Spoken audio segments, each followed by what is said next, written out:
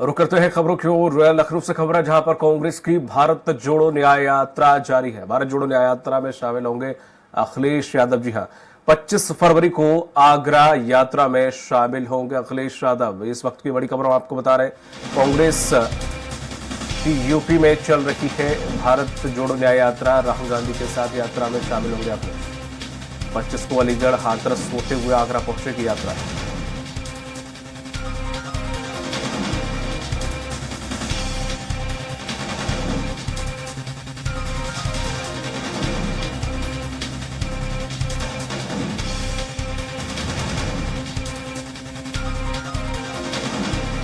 अधिक जानकारी के साथ लाइव हमारे साथ जुड़े हुए हैं पवन सिंह। पवन, जिस तरह से देखा जाए अभी तक काफी असमंजस था सीटों को लेकर, तमाम सारे वाद विवाद जैसी स्थिति भी बन रही थी, तो सोचा जा रहा था या कहा जा रहा था कि हो सकता है कि अखिलेश इस यात्रा में शामिल ना हो, लेकिन अब सब कुछ ठीक हो गया है, सहमति बन गई है, एक दूसरे के हो गए हैं। अब कब तक रहेंगे बात अलग है, लेकिन चुनाव तक तो फिलहाल ये गठबंधन रहने वाला है। ऐसे में अखिलेश यात्रा में शामिल होते हैं तो क्या कुछ, चाहे वो अगर हम बात करें अभी राज्यसभा चुनाव की या फिर आने वाले लोकसभा चुनाव की, अखिलेश यादव के शामिल होने से इस यात्रा पर क्या फर्क पड़ने वाला है और दोनों की जोड़ी या गठबंधन पर क्या असर रहेगा इसका? देखिए दीपक, सबसे बड़ी बात है कि बहुत लंबे जद्दोजहद के बाद मामला बैठा है। क्योंकि सीटों को लेकर के जिस तरह से अखिलेश और राहुल के बीच में बातें चल रही थी, इतनी दूरी बढ़ती चली जा रही थी कि ये मामला बहुत लंबे अरसे से समय से आते आते अब जाके यह फाइनल हुआ। इससे पहले जब राहुल गांधी की उत्तर प्रदेश में यात्रा पहुंची थी, उससे पहले ही अखिलेश यादव ने उनका आमंत्रण, खड़गे का आमंत्रण स्वीकार करने के बाद ही उन्होंने डिसाइड किया था कि अमेठी और रायबरेली में वो इनकी यात्रा में शामिल होंगे। लेकिन सीटों की जो स्थिति चल रही थी, जिस तरह से बंटवारा हो रहा था, वो फाइनल ना होने के कारण वो इस यात्रा में शामिल नहीं हुई।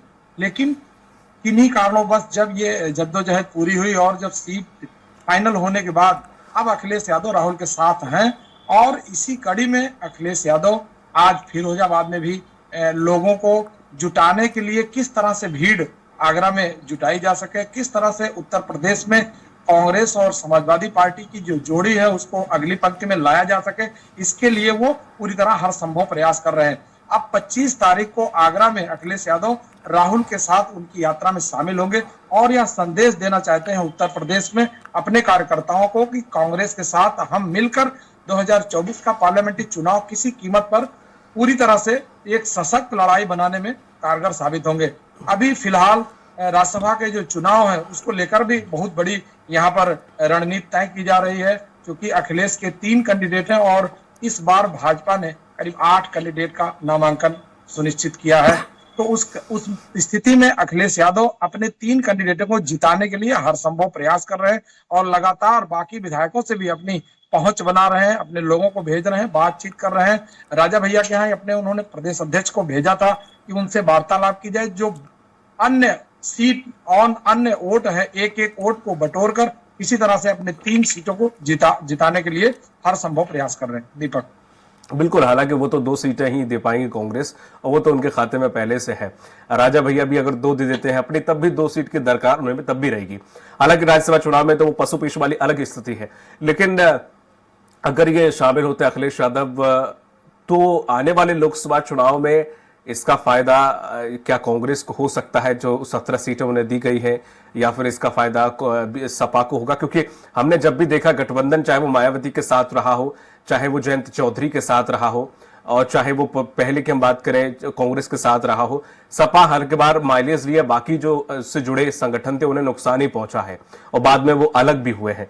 तो क्या ये स्थिति को देखने को मिलने की जो यात्रा है, इस यात्रा के जरिए इन्हें फायदा हो सकता है या उन्हें फायदा होगा अगर ये शामिल हो जाते हैं?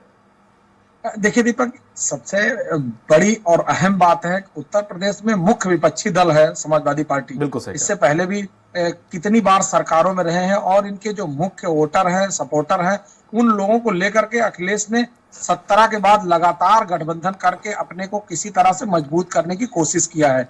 लेकिन इस बार का जो चुनाव है, इस बार भारतीय जनता पार्टी काफी सशक्त और मजबूत स्थिति में खड़ी है।